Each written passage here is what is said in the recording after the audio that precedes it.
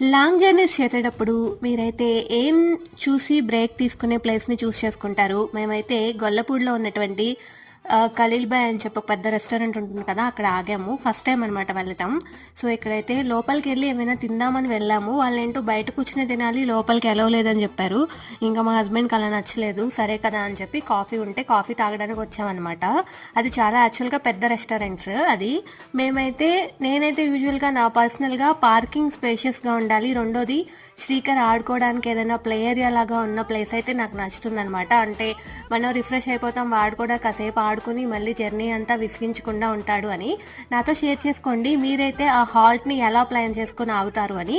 So, ఇక్కడ చాలా spacious parking ఉంది. అలాగే ఆడుకోవడానికి పిల్లలు చాలా టైం స్పెండ్ చేయడానికి మంచి మంచి బొమ్మలు, యాక్టివిటీస్ అన్నీ ఉన్నాయి. సో, మీరు కూడా ఆ వేలో వస్తే గనుక ఒకసారి అయితే ట్రై చేయండి. మేము ఫస్ట్ టైమ్ వచ్చాము. ప్లేస్ అయితే బాగుంది. Thank you so much for watching.